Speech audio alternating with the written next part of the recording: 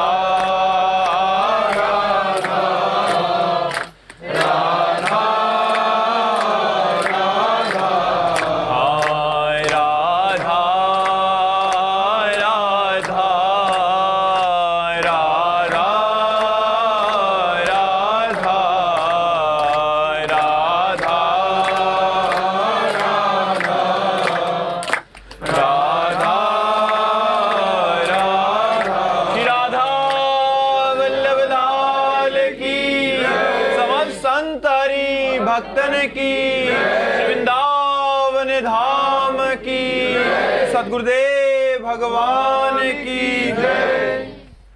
अभिनव यादव जी गाजीपुर से। राधे राधे महाराज जी। महाराज जी, ऐसी कौन सी तपस्या करूं कि सारी रिद्धियां सिद्धियां मेरे में आ जाएं, मैं जब चाहूं सूरज निकले, जब चाहूं बारिश हो, मैं जो सोचूं वही हो, जैसा चाहूं वही हो। कोई तो मंत्र बता दो महाराज। आज तक इतने महात्मा हुए, इतने ब्रह्म ऋषि हुए, इतने बड़े बड़े, किसी ने क्या सृष्टि के क्रम को परिवर्तित कर पाया क्या? भैया राधा राधा कहो, भगवान की शरण में रहो, अच्छे आचरण करो, माता पिता की सेवा करो, कोई भी गलत आचरण न करो, तो पहले मनुष्यता आ जाए हमने, फिर देवत्व आ जाए, फिर भगवत भाव आ जाए।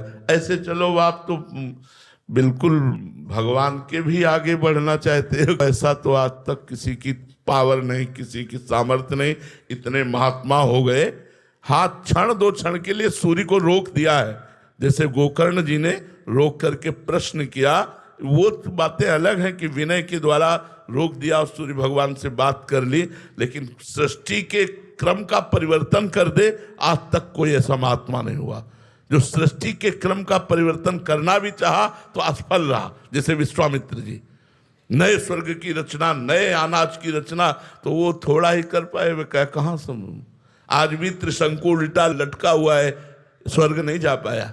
विश्वामित्र जी ने अपने तपोबल से स्वर्ग भेजा, वहां से धक्का लगा दिया तो आज भी उल्टा रखा, और उसी की लार बहती जिसे कर्मनाशा नदी कहते हैं। हमारे जी एक आदि सिद्धि का ही मंत्र बता दो। नहीं, सब सिद्धियां आ जाएंगी, लेकिन ये सिद्धि कि सूर्य को मतलब जब चाहे उदय करें, जब चाहे, ये तो केवल भगवान में, दूसरे में नहीं, ये केवल भगवान में।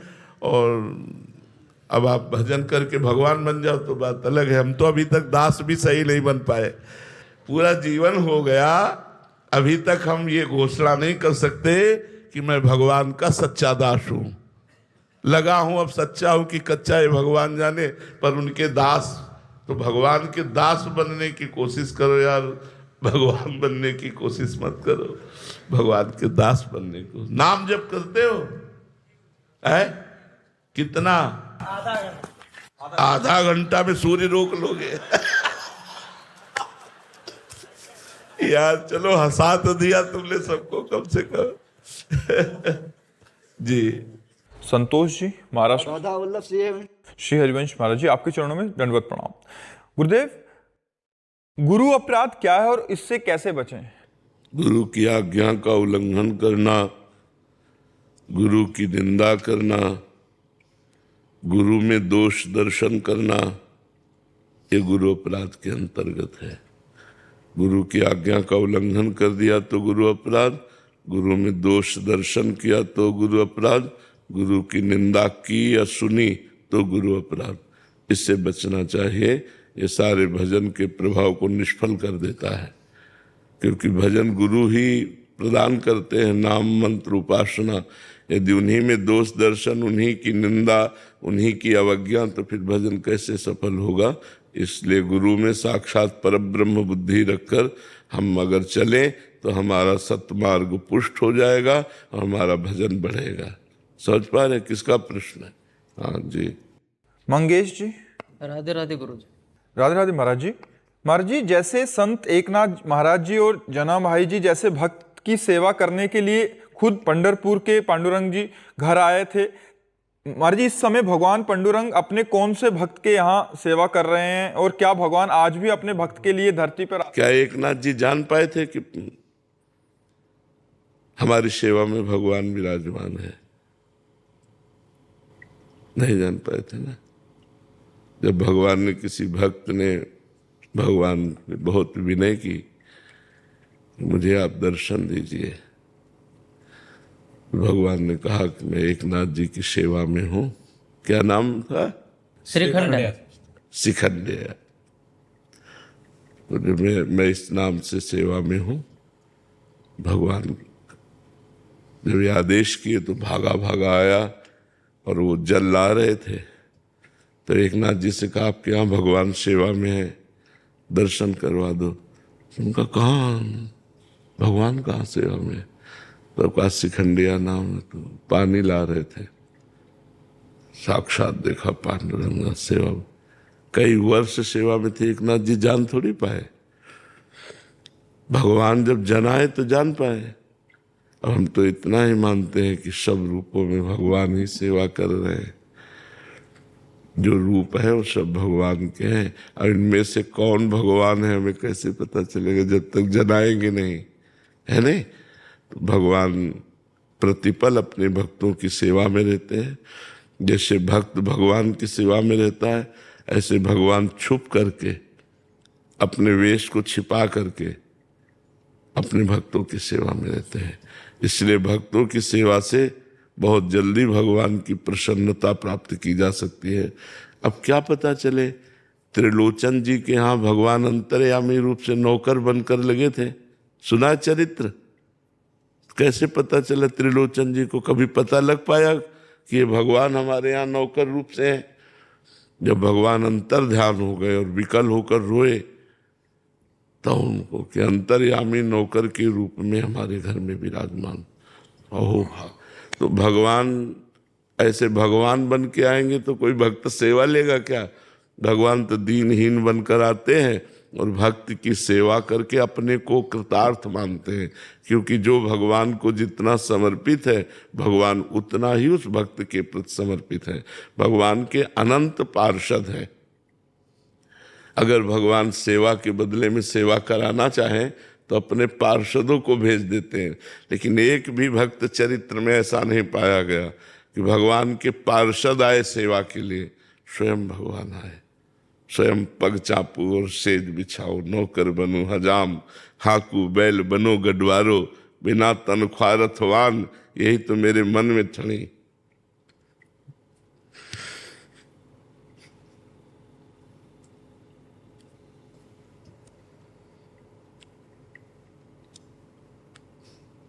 भगवान बहुत प्यार करते हैं।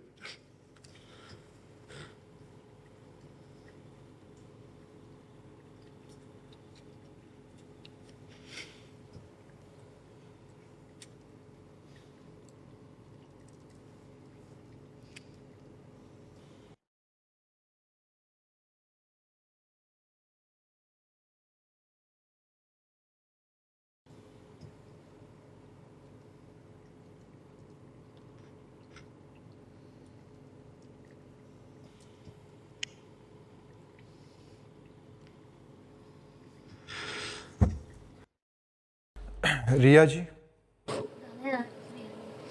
राधे राधे महाराज जी। महाराज जी, भगवान से अपना संबंध कैसे पहचाने? गुरु कृपा से। गुरु कृपा से ही संबंध का प्रादुर्भाव होता है।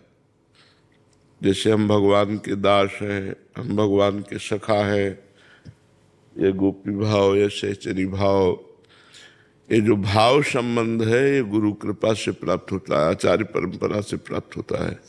हम जिन आचार्य की शरण में होते हैं, वो जो मंत्र और उपासना देते हैं, उसी से संबंध प्रकाशित होता है, सिद्ध संबंध।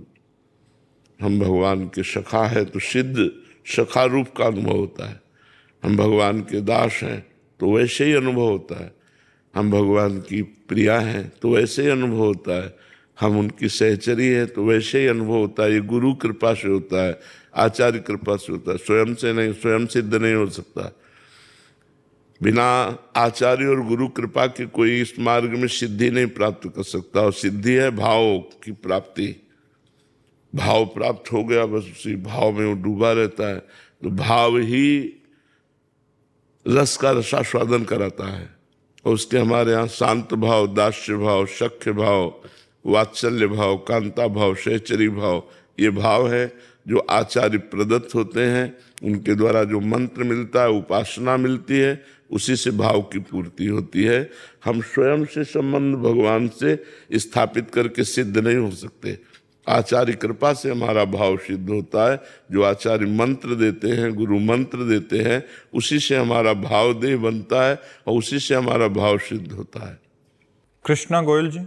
राधे राधे महाराज जी। महाराज जी, भगवत प्राप्ति का उत्साह बार बार कम क्यों हो जाता है जब हम वो भोगों के सेवन से, भोगों के चिंतन से, भोगों के सेवन से हमारा जो भजन से थोड़ा भाव बनता है वो बिगड़ जाता है। यदि हम अधर्म आचरण ना करें, गंदे भोगों को ना भोगें, तो हमारा भाव बढ़ता चला जाएगा। इसलिए कुसंग का त्याग, विषय चिंतन का त्याग, क्योंकि विषय चिंतन से ही विषयों में आसक्ति होती है। ध्यायते विषयान पुंसान संगास्ते सुपजायते, संगात संजायते कामा, कामात क्रोधो भी जायते। जब हम विषयों का चिंतन करते हैं तो विषय सुख आकर्षित करता है। जब विषय सुख आकर्षित करता है तो विषय भोगने की इच्छा होती है, संकल्प बनता है। जब संकल्प बनता है तो उसकी क्रिया होती, क्रिया होती तो फिर परमार्थ से भ्रष्ट हो जाता है। उसकी बुद्धि परमार्थ लायक नहीं रहती। भगवान का मार्ग परम पवित्र मार्ग है। इसमें परम पवित्र, पवित्र भोजन, पवित्र आचरण, पवित्र विचार, पवित्र चेष्टाएं, तब परम पवित्र भगवान का वो चिंतन करता है। भगवान के चिंतन से ही भक्ति की पूर्णता है। भगवान के चिंतन से ही भगवान की प्राप्ति है। तो निरंतर भगवत चिंतन करने का जो उत्साह क्षीण हो जाता है, उसका कारण है भोग प्रियता। भोगों में, विषयों में जो प्रियता है, जो हमसे भोग क्रिया हो जाती है, गंदा दृश्य देखा, गंदी बात सुनी, गंदी क्रिया करी, तो हमारे भजन का जो भाव उत्सव बढ़ता है, वो उत्साह क्षीण हो जाता है। फिर कुछ ऐसे रूखा रूखा सा, भजन में रुचि नहीं रहती ऐसा। फिर सत्संग मिला, फिर पाप नष्ट हुए, फिर उत्साह बढ़ जाता है। तो हम प्रायः रोज सत्संग सुने, नाम जप नियम पूर्वक करें कि हमें अगर 5000 जपना है तो रोज 5000 ही जपना, मन लगे या न लगे। और भोजन पवित्र, और कुसंग का त्याग, और भगवान से अपनापन करने के लिए उनके चरणों का आश्रय। तो इससे हमारा भजन बढ़ता चला जाएगा। निशांत जी नोएडा से। राधे राधे महाराज जी। महाराज जी, गीता में लिखा है कर्म करो, फल की चिंता ना करो, पर फल का मोह बार बार मन को पकड़ ले, तो क्या ये भक्ति की कमजोरी है या शरणागति अधूरी है? भगवान पे विश्वास की कमी है। जब असत कर्मों का फल अवश्य मिलता है तो सत्कर्म का फल तो प्राप्त होगा ही। फल की आकांक्षा करने पर भगवान ने इसलिए रोक लगा दी कि जैसे आपने बहुत अच्छे नंबरों से पास हुए, आपके पास डिग्री है, पर आपको नौकरी नहीं मिल रही, क्योंकि आपको प्रारब्ध दुख देना चाहता है, वो आपको असफल करना चाहता है, आपका पूर्व प्रारब्ध। अब आप इतना पढ़े लिखे और आपकी नौकरी नहीं लगी, पढ़ाई लिखाई का तो फल है ना कि हमारा व्यापार, हमारी नौकरी, और उसमें असफल है तो आप निराश हो जाएंगे। बहुत से लोग जैसे पढ़ाई में फेल हो गए बच्चे तो की सोचने लगते हैं। बहुत से किसान परिणाम पर दृष्टि रखते हैं, फल पर, और अनावृष्टि, अतिवृष्टि आदि से फसल नष्ट हो जाने पर वो की बात सोच लेते हैं। बहुत से ऐसे परिणाम हैं जिनमें हम पहले से निश्चित कर लेते हैं, व्यापार या खेल या किसी विषय में। तो परिणाम के लिए भगवान आदेश करते हैं, सुख दुखे समय कृत्वा लाभा लाभो जया जयो। सुख और दुख में, लाभ और हानि में, जय और पराजय में तुम समान भाव रखो। कर्मण्येवाधिकारस्ते मा फलेषु कदाचन। तुम केवल कर्म करने पर अधिकार रखो, फल पर नहीं। फल तो मैं निश्चित करूंगा, क्योंकि फल पूर्व प्रारब्ध से प्रेरित देखा जाता है। कोई ज्यादा चतुर भी नहीं है, बहुत पढ़ाई भी नहीं की, और बहुत धनी के घर में जन्मा, बहुत धनेश्वर है, बहुत प्रवीण भी है, बहुत पढ़ा लिखा भी है, लेकिन उसकी व्यवस्था ही ठीक नहीं, क्योंकि प्रारब्ध बुरा है। तो ये पूर्व प्रारब्ध से आधारित होने पर असफलता और सफलता मिलेगी। यदि आप इसको नहीं समझ पाएंगे तो इसमें दुखी हो जाएंगे, अशांत हो जाएंगे, आप इसमें बहुत नकारात्मक सोच वाले बन जाएंगे।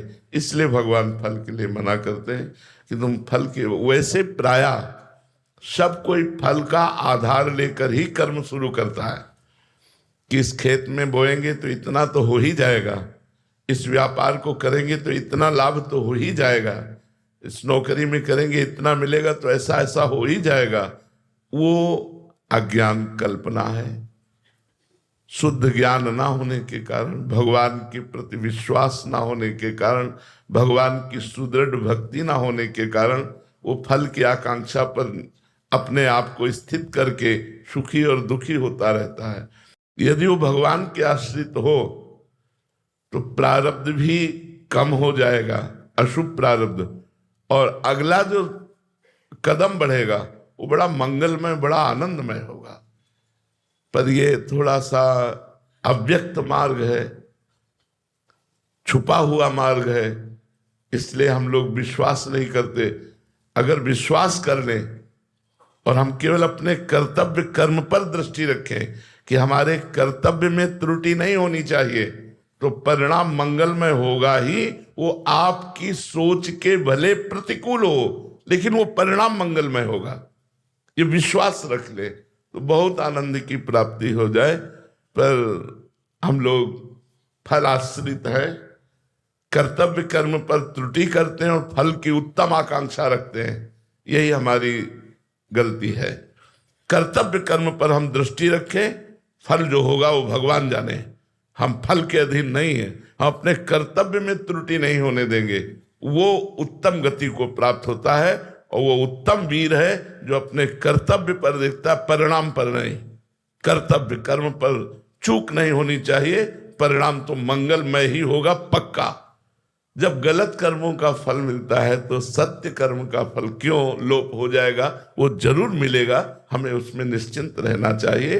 पर प्रारब्ध के वशीभूत होने के कारण आपको अपनी क्रिया का उल्टा फल दिखाई दे सकता है, इसलिए आपकी अश्रद्धा और नकारात्मक सोच बन सकती है।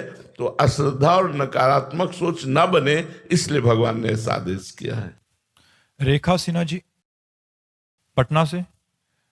राधे राधे महाराज जी। महाराज जी, दृष्टा, साक्षी, तटस्थ भाव क्या है महाराज? एक ही बात है, साक्षी भाव, दृष्टा भाव, तटस्थ भाव, ये आत्म भाव है। जैसे मेरे मन में संकल्प उठा मैं ये दृश्य देखूं। अब इसमें देखना बहुत सूक्ष्म विषय है। देखने की क्रिया नेत्रेंद्रिय की, संकल्प करने की क्रिया मन की, और मैं देखूं ये अंतःकरण का अहंकार। जो अंतःकरण का अहंकार है वो, और मैं जो शुद्ध है, जो आत्मस्वरूप है, वो इन सबको जानने वाला है, इन सबको देखने वाला है, इन सब का साक्षी है। तो इन सब को देखने के कारण दृष्टा, इन सब का साक्षी होने के कारण वो साक्षी, और इन सब से अलग है इसलिए तटस्थ। वो है आत्मस्वरूप। जब तक आत्मस्वरूप का ज्ञान नहीं होगा तब तक मैं ही करता और भोगता रहता है। अहंकार विमूढ़ात्मा करता हमिति मन्यते, मैंने ये किया, मैं ये करूंगा, मैं ये कर सकता हूं, मैंने ये भोगा, मैं ये भोगूंगा, मैं ये भोग सकता हूं, ये विचार बने रहते हैं अज्ञान के कारण। जब साक्षी भाव या दृष्टा भाव आएगा तो उसे आत्म भाव कहते हैं। वो ज्ञानी महापुरुष मोक्ष की तरफ चल पड़ता है जो दृष्टा भाव में होता है, साक्षी भाव में होता है, तटस्थ भाव में होता है। समझ पा रहे हैं आप? हम लोग अपनी मन और इंद्रियों के गुलाम हैं, दृष्टा नहीं है। मैंने आज खाया, खाने का विषय रसेंद्री का है, संकल्प बनाने वाला मन, और मैंने आज खाया ये अनुभव अहंकार कर रहा है, मैं उसको देख रहा हूं मैंने कब खाया। तो जब ये ज्ञान हो जाता है तब वो मुक्त हो जाता है, पर ये बातों से नहीं होता। प्यास लगेगी तो प्राणों को, लेकिन हम क्या बोलते हैं, मैं बहुत प्यासा हूं, तो उस समय दृष्टा भाव रहेगा, उस समय प्यास में तदात्म भाव रहेगा, उस समय दृष्टा भाव रहेगा। मैं बहुत भूखा हूं, पीड़ा हो रही, मुझे बहुत दर्द हो रहा है, मैं दृष्टा भाव में रह पाऊंगा, उसी में चला जाऊंगा, जबकि मैं इसका दृष्टा हूं, दर्द का भोगता नहीं हूं। अब ये शुद्ध ज्ञान बिना साधना के नहीं हो सकता। जब गुरु चरणों का आश्रय लेकर साधना की जाती है, हृदय पवित्र होता है, तब जाकर के बोध होता है। ये बोध हुआ तो मोक्ष के नजदीक पहुंच गया। समझ पा रहे आप? अवजोत सिंह जी जम्मू से। राधे राधे महाराज जी। महाराज जी, मार्ग क्या है ये मतलब मेरे को जानना बाकी नहीं रह गया, बट जब साधक जानकर भी गिरता है तब उसे अपने प्रति कैसी दृष्टि रखनी चाहिए ताकि वो ना तो निराश हो। देखो, ये हम कई बार बात बता चुके हैं। हमारी जानकारी का प्रयोग तभी होगा जब हमारे अंदर नाम जप का बल होगा। जानकारी तो बहुतों को है, लेकिन प्रयोग कोई बिरला कर पाता है अपनी जानकारी का। जानकारी का लाभ कोई बिरला ले पाता है। नहीं बोलो, किसको नहीं पता कि मर जाना है, किसको नहीं पता कि यहां सब छोड़ जाना है, किसको नहीं पता कि सब झूठे सुख हैं। कहां कोई इसका लाभ ले पा रहा है? उसी सुखों में मगन है, खूब कमाकर बैंक बैलेंस बढ़ाने में मगन है, और पता नहीं कि शाम मिलेगी कि नहीं मिलेगी। प्लान सैकड़ों वर्ष का है, ठिकाना सेकंड का नहीं है। कहां ज्ञान है? तो जानकारी का लाभ हम तभी ले सकते हैं जब डट के नाम जप करें। नाम जप के बिना जानकारी का हम प्रयोग नहीं कर पाएंगे। जैसे आपने कहा साधन पथ का हमें ज्ञान है, पर हम गिर जाते हैं। गिर जाना कोई बहुत बड़ी बात नहीं है। जो मार्ग में चलता है वही फिसलता है, गिरता है, लेकिन गिरे पड़े रहना ये बड़ी बात हो गई। गिरा और उठ के चल दिया और अनुभव किया कि मैं क्यों गिरा, कहाँ चूक हुई, वो साधक आगे निकल जाता है। अगर हम गिर करके और उन्हीं भोगों में रमण करने लगे तो साधक ही नहीं है। गिरने पर हमें बहुत पश्चाताप होना चाहिए, बहुत जलन होनी चाहिए, और हमें अपनी त्रुटि खोजनी चाहिए कि मैं यहाँ क्यों लड़खड़ाया, मैं यहाँ क्यों गिरा, इन भोगों में मैं क्यों परास्त हो गया, और उस त्रुटि को दूर करना चाहिए। दूर करके फिर आगे चलना चाहिए। साधक को कभी निराश होना ही नहीं चाहिए, चाहे जितनी बार गिर जाए उसे निराश नहीं होना चाहिए, क्योंकि ये सत्य मार्ग है, बड़ा फिसलन का मार्ग है। इसमें जमा जमा के पैर चला जाता है, नहीं तो अच्छे अच्छे को ये गिरा देता है माया की फिसलन। काम क्रोध लोभ मोह मद मत्सर आदि इतने भयानक है ये कि जरा सी चूक हुई कि हम गिर जाते हैं। इसलिए खूब नाम जप करो। नाम जप से अध्यात्म बल बढ़ेगा, अध्यात्म बल से हम इन विषयों पर, विकारों पर विजय प्राप्त कर पाएंगे। शिल्पी अग्रवाल जी। महाराज जी, हम भगवान के बच्चे हैं तो क्षमा प्रार्थी होने के बाद भी भगवान दंड रूपी कर्म नहीं काटते, उन्हें भोगना ही क्यों पड़ता है? हमारा हृदय से क्षमा प्रार्थी नहीं हुए। अगर हृदय से क्षमा प्रार्थी हो जाए तो सन्मुख होए जीव मोय जबहि, जन्म कोटि अघनाशों तबहि। मेरे सन्मुख हो जाए तो करोड़ों जन्मों के पाप नष्ट कर देता हूं। हाँ, झूठी क्षमा मांगते हैं, सुबह फिर वही कर रहा है, शाम के फिर वही कर रहा है, फिर वही मनमानी आचरण कर रहा है, तो दंडनीय तो है ही हम लोग। हम लोग क्षमा मांगने का मतलब होता है आज के बाद नहीं, अब लो नसानी अब ना नसई हो, तो मुक्त हो जाओगे। अनेक जन्मों के अपराध भगवान क्षमा कर देते हैं। कोटि विप्र बदला गए जाहू, आए शरण तज। भगवान के सामने नाटक करते हैं क्षमा का। क्या हृदय में वास्तविक ताप हुआ कि मेरे से गलती हुई? अगर वास्तविक दुख हुआ, वास्तविक ताप हुआ, वो दोबारा गलती नहीं होनी चाहिए। अगर ऐसी क्षमा मांगो तो देखो भगवान माफ कर देते कि नहीं माफ कर देते। बेईमानी हमारे अंदर भरी हुई है, ईमानदारी से हम क्षमा नहीं मांगते। भगवान मुझे क्षमा कर दो, मेरे से गलती हो गई, फिर पाप करते हैं, फिर मनमानी आचरण करते हैं। जिस दिन से हमको पता लग जाए कि हमारे गलत कदम जा रहे हैं, वहीं से रोक लिया और वापस भगवान की तरफ चले, अपने आप सब क्षमा हो गया। अनंत जन्मों के पाप नष्ट हो जाएंगे और भगवान का साक्षात्कार हो जाएगा। अब लो नसानी अब ना नसई हो। लेकिन कहाँ ऐसी क्षमा मांगते हैं? ऐसी क्षमा कहाँ मांगते हैं? वो परम पिता जब तुम्हें देख रहा है कि बार बार शास्त्र संग, संत संग और तुम्हारे अंदर प्रेरणा कर रहा है ये गलत है, फिर भी तुम नहीं मान रहे हो, तो दंड भोगोगे ही, दंड भुगतना पड़ेगा। वो कुसुम से भी कोमल है और वज्र से भी कठोर है।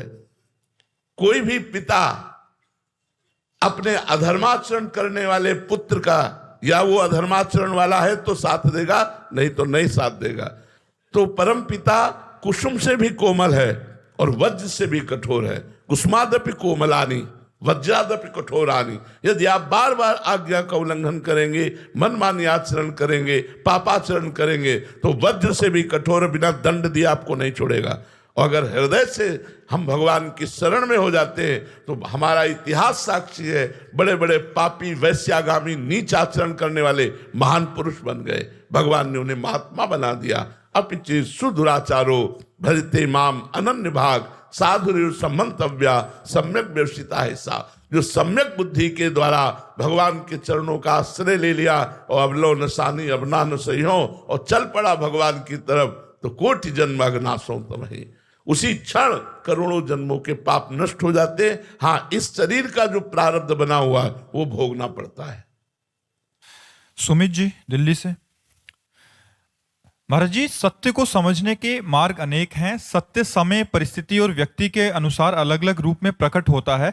प्रेम, भक्ति और ज्ञान, ये तीनों ही सत्य तक पहुंचाने के मार्ग माने गए हैं। महाराज जी, ऐसे में मेरा प्रश्न है कि यदि सभी मार्ग सत्य हैं तो किसी एक मार्ग को चुनने का अर्थ क्या बाकी मार्गों के सत्य को नकारना तो नहीं है? नहीं। जैसे हमें बिहारी जी जाना है तो हमें लगता है कि कम समय में है, जल्दी पहुंचे, तो परिक्रमा मार्ग पकड़ते हैं। हमें लगा थोड़ा दृश्य देखते हुए चलते हैं तो अटल्ला चुंगी वाला मार्ग पकड़ते हैं, लेकिन जाते बिहारी जी की तरफ ही है। कोई परिक्रमा मार्ग से जा रहा है तो उन दो मार्गों का विरोध नहीं है। अगर अटल्ला चुंगी से जा रहा है तो उसका परिक्रमा मार्ग से विरोध नहीं है, मार्ग चलना है, इसमें विरोध क्या बात है? अपने अपने मार्ग में जो हमारी भाव रुचि है, जिसका ज्ञान प्रधान है, विवेक प्रधान है, बुद्धि प्रधान है, वो ज्ञान मार्ग में चलेगा। जो कर्म प्रधान है वो कर्म योग में चलेगा, जो भाव प्रधान है वो भक्ति योग में चलेगा। तीनों एक ही परब्रह्म परमात्मा का अनुभव कराते हैं। जैसे यमुना जी है, घाट बहुत से हैं, डुबकी लगाओगे तो ये वही यमुना जी मिलेगी। चाहे विश्राम घाट मथुरा में लगाओ, चाहे केसी घाट वृंदावन में लगाओ, वही है, वही श्री यमुना जी है। महाराज जी, आप तो यथार्थ सत्य को जानते हैं इसलिए आपने उत्तर दे दिया। बट क्या होता है महाराज जी, हम एक दूसरे की निंदा करने लग जाते हैं कि ये मार्ग श्रेष्ठ, वो मार्ग। दोनों अज्ञानी हैं। जो अपने मार्ग को श्रेष्ठ मानकर दूसरे मार्ग की निंदा करते हैं, दोनों अज्ञानी हैं। अपने मार्ग में चुपचाप चलना है, क्योंकि वही मार्ग वहीं पहुंचा रहा है, वही मार्ग उनको वहां पहुंचा रहा है। निंदा क्यों? निंदा का मतलब है अज्ञान। अविद्याग्रस्त प्राणी, अहंकारी, अपने मार्ग को, अपने भगवान के नाम रूप को श्रेष्ठ मानकर दूसरे की जो निंदा करता है वो कभी भगवत प्राप्ति नहीं कर सकता है। वो असत मार्गगामी होगा ही, वो घोर अज्ञानी है। कोई भी हो, किसी भी संप्रदाय की, किसी भी वैष्णव की, किसी भी मार्ग की जो निंदा करता है, हर मार्ग भगवान के द्वारा स्थापित है, वो भगवान की अवहेलना करता है, अपने इष्ट और आचार्य की अवहेलना करता है, क्योंकि उन्हीं के द्वारा स्थापित मार्ग है। वो कैसे भगवत प्राप्ति कर सकता है? महाराज जी, उनके आचार्यों की, उनके जो संत, जो उन्होंने मार्ग में आई हुई जो कठिनाइयां हैं या साधन बताए हैं, उसी की निंदा होने लग जाती है। संप्रदायवाद बहुत ज्यादा महाराज जी, फिर उसमें जीने में तो पशु पक्षी भी जी रहे हैं। कोई वेश बना लेने से भगवत प्राप्ति थोड़ी होती है। जब भगवत प्राप्ति का भाव बढ़ेगा तो जड़ चेतन जग जीव जत सकल राम मैं जानी, बंदों सबके पद कमल सदा जोरी जुगपान। वैष्णव, संत, आचार्य, संप्रदाय की तो बात जाने दो, वो सुअर कुत्ता में भी भगवान को देखता है। जब भाव बढ़ता है तो नामदेव जी ने कुत्ते में भगवान विट्ठल, भगवान का साक्षात्कार कर लिया, भूत में भगवान का साक्षात्कार कर लिया, क्योंकि सर्वभूत में भगवान ही विराजमान है। वो अपने भगवान की निंदा करता हुआ ज्ञानी वो नहीं जानता है। ये निंदा करने वाले लोग परमार्थ के पथिक नहीं, ये प्रपंची लोग हैं, इनसे दूर रहना चाहिए। डॉक्टर कृष्णलाल जी, राधे राधे महाराज जी। महाराज जी, आप कह रहे हैं कि आप हरियाणा में डिप्टी स्पीकर हैं और राजनीतिक क्षेत्र में हैं। तो महाराज जी ये कह रहे हैं कि मुझे बहुत से निर्णय लेने होते हैं, निर्णय लेते समय धर्म और करुणा को कैसे प्राथमिकता दूं महाराज जी, और मेरा क्या उसमें साधन मार्गदर्शन? नहीं, करुणा को तो प्राथमिकता नहीं देनी। निर्णय में धर्म देखा जाता है, करुणा में पक्षपात होता है। अगर करुणा आ गई तो पक्षपात ले लेगी, और निर्णय करने में धर्म को देखा जाता है, करुणा को नहीं। जैसे आपको निर्णय करना है और आपका पुत्र अपराधी है और शत्रु का पुत्र है लेकिन वो निरपराधी है, तो आपको करुणा का नहीं धर्म का निर्णय लेना होगा कि शत्रु के पुत्र को आपको मुक्त करना होगा और अपने पुत्र को दंड देना होगा। जब निर्णय करना हो तो करुणा नहीं, कर्तव्य का, धर्म को आगे रख करके निर्णय लिया जाता है। अगर हम करुणा को ले आए तो पक्षपात हो जाएगा, फिर हानि हो जाएगी।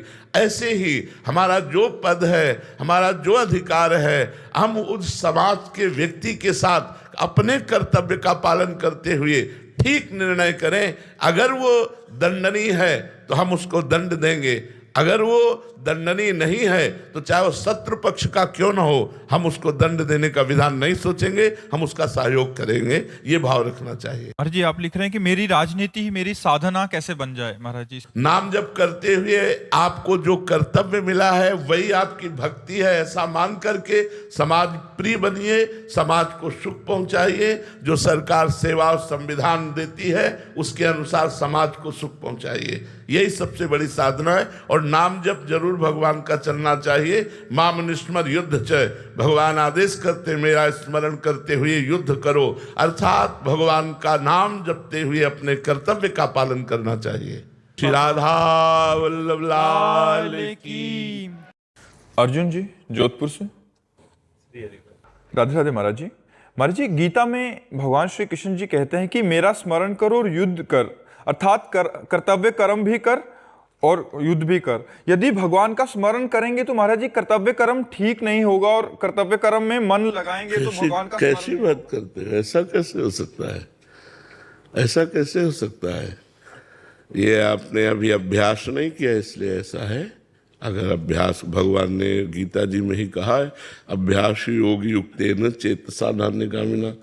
आप जो भी कार्य कहो हम वही कार्य करेंगे। फावड़ा चला के जो आपसे बात कर, हम आपसे बात कर रहे हैं, हमारा भजन चल रहा है, आप जान पाओगे? हम आपसे बात कर रहे हैं, हमारा भजन चल रहा है, विश्वास कीजिए हमारी इस बात पर। हम आपसे बात कर रहे हैं, हमारा भजन चल रहा है, हमारा चिंतन चल रहा है प्रभु का। जैसे आप हमारी बात सुन रहे फिर भी अंदर कुछ चलता रहता ना, उस जगह भजन चलना चाहिए, उस जगह भजन चलना चाहिए। हम बड़ी एकाग्रता से जो कार्य कहोगे वो कार्य करेंगे और भजन एक सेकंड के लिए भी नहीं रुकेगा। तो अभ्यास योग युक्तेन चेतसा नान्यगामिना। जैसे हमसे कहा जाए कि आप यहाँ निशाना लगाइए तो हम आँख खोल के भी नहीं लगा सकते। लेकिन अगर निशानेबाज है तो पीछे से भी शूट कर देगा। क्यों? उसने अभ्यास किया है। अभ्यास का, आपका अभ्यास कमजोर इसलिए आप ऐसा कहते हैं। जब कर्म करते हैं ना, जब पूरा हो जाता है ना दिन, तब तो कर्म समर्पित कर देते हैं, पर वो लगता है पूरे दिन में क्यों भगवान को याद नहीं किया, कर्तव्य में ही लगे। तो ऐसा भी करते रहो तो आगे चल करके कर्म समर्पण के उससे हृदय जब पवित्र होगा तो भजन होने लगेगा। एक अव्यावृत भजनात्, एक एक वृत्ति मुरारी पादार्पित चित्त वृत्ति। गोपिकाएं क्या नहीं करती थी? घर लीपना, धान कूटना, परिवार की सेवा करना, बच्चे पालन पोषण करना, पति की सेवा करना, गाय धोना, गाय बांध, लेकिन मुरारी पादार्पित चित्तवृत्ति, भगवान के चरणों में चित्तवृत्ति अर्पित है। कार्य, यही तो कहते हैं, चूंकि कार्य की कुशलता आपके अंदर नहीं आई, ये अकुशलता है भगवत विस्मरण करके कार्य करना। कार्य की कुशलता है भगवत विस्मरण। बड़े अच्छे से रोटी बनाते हुए, झाड़ू लगाते हुए, फावड़ा चलाते हुए, अब जैसे लैपटॉप चला रहे हैं, हम भगवान के हैं, हमारा आश्रय है, तो लैपटॉप चलाते हुए आश्रय चला जाएगा क्या? क्या हम अपने शरीर का स्मरण करते हैं? क्या हमारे शरीर का विस्मरण होता है? दोनों उत्तर दे दीजिए। ये है स्मृति। अपने शरीर का हम कभी जप नहीं करते, अपने शरीर का ध्यान नहीं करते, लेकिन अपने शरीर को कभी भूलते भी नहीं कि मैं शरीर हूं, तो मैं प्रभु का दास हूं। ये बैठ जाए हृदय में तो हर समय भजन होता रहेगा, हर समय चिंतन चलता रहेगा। इसीलिए अभ्यास कर, भगवान ने लिखा है, अभ्यास योग युक्तेन चेतसा नान्यगामिना, चित्त कहीं जाए ना, ऐसा अभ्यास कर लो। तो अभ्यास से ऐसा होगा। अब जैसे बचपन से अभ्यास किया है तो उसी का लाभ मिल रहा है कि आपसे बात कर रहे हैं, फिर हमारे दिमाग में वही घूम रहा है, राउंड राउंड राउंड। अब जैसे हमें 10 घंटे के लिए किसी कार्य में लगा दिया जाए, ऐसा थोड़ी कि हम कार्य नहीं करते। इन लोगों से पूछो, साथ रहते कार्य करते हैं, लेकिन सीरियस, मूड सीरियस, कार्य करते समय विशेष सीरियस। जैसे आपसे हम बात करें तो विशेष सावधान, अकेले हैं तो मस्ती में हो रहा है, जब कोई आ गया तो सावधान कि विस्मरण न होने पावे। अब हमारे श्वासों में चल रहा है राधा राधा राधा, हम आपसे बात भी कर रहे हैं। अब आप कहते कैसे चल रहा है? अभ्यास करो तो देखो चलने लगेगा। अभ्यास, जहां से शब्द आया वहीं संधान किया, वहीं बाण जाके लगा। श्रवण कुमार की छाती में बाण लगा, डुब डुब डुब ऐसे घड़े की आवाज हुई, उन्होंने समझा मृग है, पानी पी रहा है। शब्द विधि बाण मारा, महाराज दशरथ जी ने तो छाती में लगा जाके, श्रवण कुमार को देखा थोड़ी था। शब्द विधि बाण। महाराज कोई सरल युक्ति है कि अभ्यास की है कि वो यही करते रहो, कर्म समर्पण और नाम जप। जब स्मृति आवे तो बार बार अगर स्मृति को कोसोगे तो स्मृति बढ़ने लगेगी। पश्चाताप, यार 5 मिनट हो गए, एक बार भी राधा नहीं बोला, तो मन जो है वो पकड़ने लगेगा राधा, हर 5 मिनट में राधा राधा, तो हमारा लंबा समय नहीं जाएगा। एक बार राधा बोल दो 5 मिनट में, क्या जाता है? इतनी सावधानी रखो कि हम करें कुछ भी कर रहे, राधा राधा, हर 5 मिनट में राधा बोलो। अगर 24 घंटे भजन में चलने लगे तो हमें बताना। चित्र भी सामने लगा है, वो नहीं कि चित्र भी जाए कंप्यूटर पर, उसके सामने चित्र भी लगा। हाँ, तो इन्हीं सब बातों से हम अभ्यास करते हैं। हमारे चित्र लगे तो राधा, तो हमारा चिंतन बटता रहे, हमारा चिंतन। और ये नहीं कि अगर हम भजन करेंगे तो सांसारिक कार्य नहीं कर सकते, बहुत अच्छे से कार्य कर सकते हैं, क्योंकि वो सब हम करके देखे, सब करके देखे। वृक्षों में पानी लगाना है तो फावड़ा चला करके भी, और सब झाड़ू लगा करके भी, रसोई बना करके, सब कार्य करते हुए भजन बहुत अच्छे से चलता है। अभ्यास कर, मतलब इसमें जरूरी अभ्यास है। ऐसा नहीं कि आश्चर्यचकित बात है, आप बैठे बैठे भजन नहीं करोगे यदि अभ्यास नहीं, तो बैठे बैठे मन आपको घुमाता रहेगा संसार में। अभ्यास है तो कार्य करते हुए भी चलते। जब युद्ध में अगर भजन ना हो सकता तो भगवान आदेश ना करते। और युद्ध जैसा अपनी गर्दन बचानी, दूसरे की काटनी है, एकाग्रता कितनी उसमें चाहिए, जरा सा चूके कि मरे। और उस समय भी भगवान करे माम निस्मर युद्ध चे, मेरा स्मरण और युद्ध कर। तो इसका मतलब युद्ध से सब सरल कार्य है, सबसे कठिन कार्य युद्ध है। जब युद्ध करते हुए भजन हो सकता है तो सब कार्य करते हुए हो सकता है। हमें अभ्यास में आगे उन्नति प्राप्त करनी है। केशव शर्मा जी गाजियाबाद से। राधे राधे महाराज जी। महाराज जी, आपने बताया था कि दीक्षा के बाद शिष्य के अपराध गुरुदेव पर जाते हैं। महाराज जी, अगर पूर्वाभ्यास के कारण दोस्तों के साथ बातों में कोई अपराध बन जाता है तो डर लगता है कि कहीं ये अपराध आप पर तो नहीं लगेगा महाराज जी? ये तो निश्चित बात है, शास्त्रीय सिद्धांत है। हमने एक ग्रंथ राधा वल्लभ जी के पीछे महापुरुष रहते थे, बहुत पुराना ग्रंथ था, वो एक तरह से जीर्ण शीर्ण था, उन्होंने हमें पढ़ाया। उसमें लिखा हुआ था कि जिसको शिष्य बनाया जाता है, यदि वो गुरुदेव की आज्ञा के अनुसार नहीं चलता और गुरुदेव सभा में उसका त्याग कर दे तो गुरुदेव मुक्त हो गए, नहीं तो शिष्य के किए हुए पाप से गुरुदेव को बंधना पड़ेगा। अगर शिष्य पाप करता है तो गुरु को शारीरिक दंड मिलेगा, शारीरिक भोग उसको भोगेगा, उसका पीड़ा, बीमारियां और नाना प्रकार का व्यवधान उसको लगेगा। इसीलिए पूर्व के महापुरुष 1 या 2 शिष्य बनाते थे जो आज्ञा में चलते हैं, 2-4 शिष्य बना लिए जो आज्ञा में चलते हैं, क्योंकि पता है कि मनमानी आचरण करेंगे तो भोगना पड़ेगा। हरे शिष्य धन शोक न हरई, सो गुरु घोर नरक मा परई। इसलिए शिष्य को चाहिए कि या तो दीक्षा ही ना ले, और जब दीक्षा ले ले तो इतना तो सोच ले कि कृपालु गुरुदेव ने मुझे नाम और मंत्र दिया है, मैं क्या उनको दुख और दर्द भेंट करूं? अगर पाप करूंगा तो मेरे गुरुदेव को दुख होगा, मेरे गुरुदेव को दर्द होगा, तो क्या ये मैं भेंट करूं? तो अगर ये बात आप रखोगे तो आप अच्छे महात्मा बन जाओगे, गृहस्थ होते हुए गुरु को लक्ष्य में रख के कि मैं कोई ऐसा पाप नहीं करूंगा जिससे मेरे गुरुदेव भगवान को कष्ट हो। गुरुदेव भगवान को सुख नहीं पहुंचा सकता तो दुख नहीं पहुंचने दूंगा, ऐसा कोई आचरण नहीं करूंगा। और ये सत्य बात है, गुरु को भोगना पड़ता है। ऐसे तो महाराज जी हम सब तो अपराधी जीव हैं महाराज जी, आपके तो हजारों शिष्य हैं महाराज जी। तो भोग तो रहे हैं ना, सबका कल्याण हो, सबका मंगल हो, इसलिए हर परिस्थिति में लगे हुए हैं। तो ये जरूर है कि हम प्रार्थना करेंगे कि या तो शिष्य ही मत बनो, और यदि बनो तो अच्छे आचरण करो।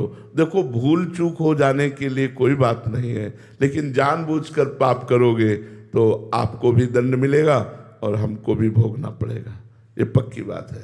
महाराज जी, ये सिद्धांत तो बहुत खतरनाक। तो इसीलिए तो शिष्य नहीं बनाया जाता। शिष्य बनाने का मतलब उसका पूरा भार ले लेना, उसके भार, तभी तो संतों की जय जयकार की गई है कि वो अपने को मिटा के भी सामने वाले को उज्जवल करते हैं, अपने को दुख दर्द में भेंट करके भी सामने वाले को उन्नति चाहते हैं, वो सुख में रहे, वो स्वस्थ रहे, किंचन मात्र से दुख न। संतों के हृदय को कौन जानता है? पर मान लिया केवल कि संत हैं, लेकिन हृदय नहीं जानते। करोड़ों माँ का हृदय भी एक संत के बराबर नहीं हो सकता।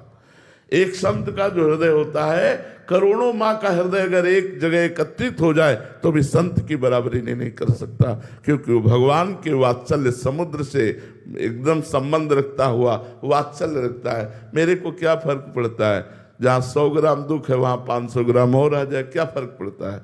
हमारे को कोई फर्क नहीं पड़ता, लेकिन आपको 5 ग्राम भी आएगा तो फर्क पड़ जाएगा। इसलिए आपको फर्क ना पड़े, आप स्वस्थ रहें, आप भजन मार्ग में आगे बढ़े। बड़े बड़े संतों के जीवन में देखा गया, उन्हें बड़ी पीड़ाएं मिली, बड़ा कष्ट पाया। तो सोचो, थोड़ा भजन करने वाले आनंद में डूबते हैं और रात दिन भजन करने वाले कष्ट क्यों सह रहे हैं? समाज का पाप, समाज के अपराधों को अपने ऊपर लेकर वो दुख भोगते हुए सबका मंगल करते। सर्वे भवन्तु सुखिना, सर्वे सन्तु निरामया, सर्वे भद्राणि पश्यन्तु माँ कश्चित् दुख भाग भवेत्। इसीलिए संतों को सब नमन करते हैं, जय जयकार करते हैं। महाराज जी, आपके तो दीक्षा वाले तो बहुत सारे शिष्य हैं ही हैं, बट बहुत सारे ऐसे भी हैं जो आपकी वाणी का लाभ उठा के अपने दिनचर्या को और अपने जीवन को निखार रहे हैं। महाराज जी, हम सब आपको क्या दे सकते हैं महाराज जी? बस नाम जप, जितना नाम जप करोगे उतने हमें सुख मिलेगा। क्योंकि जैसे किसान खेती बोता है और जब फसल लहलहाती है तो देखकर उसका हृदय शीतल हो जाता है, ऐसे ही आप लोगों को अच्छे आचरणों में, भगवान नाम में, परोपकार में जब हम देखेंगे तो हमारा हृदय आनंद से युक्त हो जाएगा कि हमारी वाणी का लाभ सबको मिल रहा है, हमारा जीवन धन्य हो रहा है, क्योंकि सब लोग बदल रहे हैं, सब अच्छे आचरणों में चल रहे हैं। इस बात का हमें सुख मिलेगा और कोई सुख नहीं। सांसारिक, लौकिक, पारलौकिक, इन सुखों को तो भगवान की कृपा से उनके चरणों में अर्पित कर चुके हैं। अब एक ही सुख रह गया कि जो सेवा मिली है वो सेवा सफल हो। हमारे भगवान ने सेवा दी कि समाज सुधरे और सतमार्ग में चले, तो वो प्रयासरत है और परिणाम भगवान के हाथ में है। जो सुधर रहे हैं वही हमें सुख पहुंचा रहे हैं, और जो कुमार्गगामी है वही हमें दुख पहुंचा रहे हैं। अब मोहि भा भरोस हनुमंता,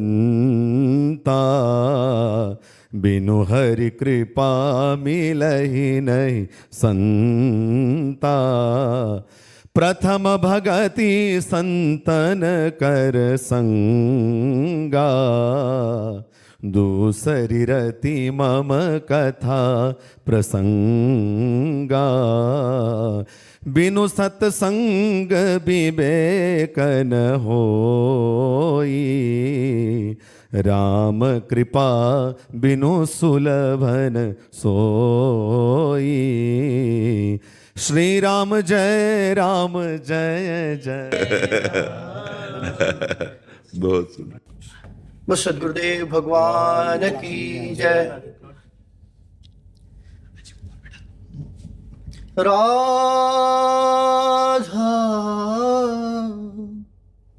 राधा राधा राधा मेरी प्राण प्रिया, राधा मेरी प्राण प्रिया। मैं राधा की दासी, हाँ मैं राधा की दासी। जन्म जन्म की दासी तिहारी, करती महल खवासी, हाँ प्यारी करती महल खवासी। राधा मेरी प्राण प्रिया, मैं राधा की दासी। जब से कृपा भई राधा की, जब से कृपा भई राधासी। जग सो भई उदासी, हाँ जग सो भई उदासी। राधा चरण शरण बिन निश्चय, राधा चरण शरण बिन निश्चय। कटे ना जम की फांसी, हाँ कटे ना जम की फांसी। राधा मेरी प्राण प्रिया, मैं राधा की दासी, हाँ मैं राधा की दासी। आगे हमारे महाराज जी कहते हैं कि सेवत सिद्धि हेतु बद्री बस, सेवत सिद्धि हेतु बद्री बस। मुक्ति हेतु बस काशी। अगर सिद्धि की प्राप्ति करनी है तो बद्री विशाल चले जाइए, स्वयं बद्री विशाल साधना में रत है। और मुक्ति चाहिए किसी को तो काशी चले जाइए, भोले बाबा मुक्ति प्रदान कर रहे हैं। मुक्ति हेतु बस काशी। और हमारी स्थिति क्या है? हमारे गुरुदेव की स्थिति है, हम तो निर्भय प्रेम रस डूबे, हम तो निर्भय प्रेम रस डूबे। रहत निकुंज उपासी, हाँ रहत निकुंज उपासी। राधा मेरी प्राण प्रिया, मैं राधा की दासी। और अंत में गुरुदेव भगवान कहते हैं, जो उनकी स्थिति है, जो आप श्री की स्थिति है, क्या कहते हैं कि जब से चख्यो स्वाद महरास को, जब से चख्यो स्वाद महरास को। अन्य स्वाद सब बासी, हाँ अन्य स्वाद सब बासी, सुख भ्रम तम जब दूर भयो, सुख तम भ्रम जब दूर भयो, तब आयो नख चंद्र उजासी। हाँ, आयो नख चंद्र उजासी, राधा मेरी प्राण प्रिया, मैं राधा की दासी, जन्म जन्म की दासी तिहारी, करती महल खवासी। बोल गुरुदेव भगवान की जय।